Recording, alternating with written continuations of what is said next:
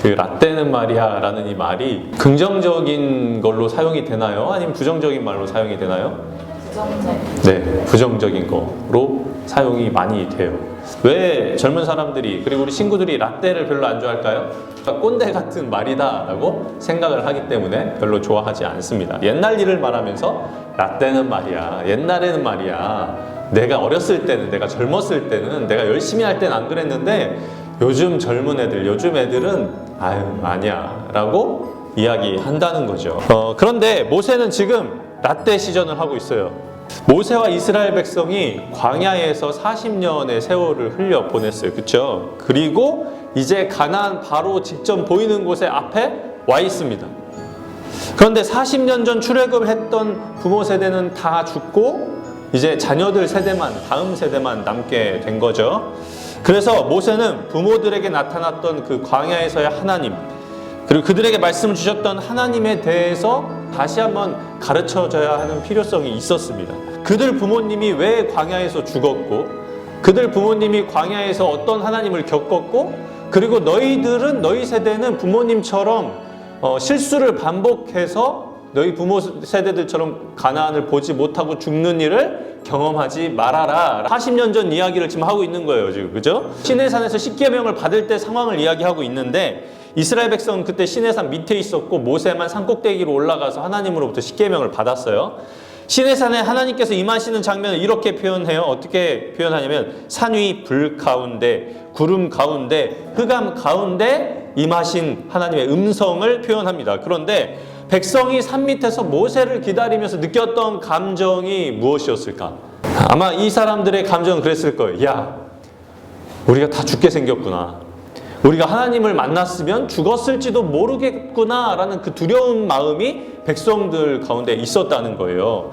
26절에 보니까 육신을 가진 자로서 하나님의 음성을 듣고 살아남은 자가 우리 말고 또 누가 있는가? 무슨 말이에요? 육신을 가진 자로서 하나님과 구별된 사람의 모습을 표현하면서 육신이라는 건 동시에 죄악된 인간의 모습을 나타내는 거예요. 그러니까 죄악된 육신의 모습을 갖고 있는 사람의 모습으로 거룩하신 하나님 앞에 감히 누가 설 수 있겠는가? 거룩한 신 앞에 서는 자는 죽을 수밖에 없구나라는 것을 이 백성들이 느꼈던 거예요. 하나님의 영광, 하나님의 위엄, 죄악된 육신의 몸으로 감히 하나님 앞에 설 수 없는 그 무언가 압도적인 힘을 그 앞에서 느꼈다는 거죠. 그런데 그들은 죽지 않았어요. 그렇죠? 그리고 오히려 죽음 대신 그 위엄에 하나님께서 무엇라 말씀해 주신 거죠?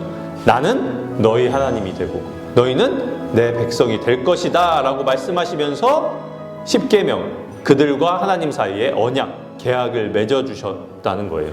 우리가 감사해야 될 것이 여기에 있어요. 오늘 추수감사 주일이에요. 우리는 그렇게 추수감사절을 한 해의 결실을 감사하는 절기라고 그렇게 고백을 합니다.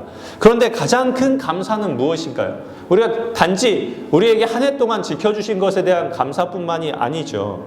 큰 감사는 죄인인 우리, 감히 하나님 앞에 육신으로서 살아갈 수 없고 설 수 없는 우리 죄인인 우리 인간들을 하나님 앞에 설 수 있게 해주신 것에 대한 감사, 그리고 그것을 뛰어넘어서 하나님께서 우리의 하나님이 되시고 우리는 하나님의 백성이 되는 것에 대한 특권, 그런 것에 대한 감사가 바로 우리 추수감사주일, 그리고 우리 매번 하나님께 드려야 될 감사라는 거예요. 또 무엇을 감사해야 돼? 두 번째로 본문에 보면 하나님께서 그들의 하나님이 될 뿐 아니라 하나님을 경외하고 명령을 지키면 복을 주시는데, 그들만 복을 받는 것이 아니라 그들의 자손까지도 복을 주시고 또 복을 주시는데 뭐 이 세상 살아갈 때만 복을 주시나요? 아니요. 어떻게?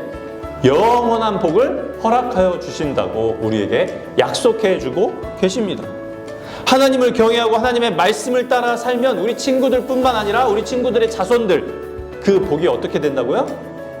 영원히 지속되게 해주시겠다고 하나님께서 약속해 주시는 거예요. 33절에 보면 이러한 법칙이 잘 요약이 되어 있어요.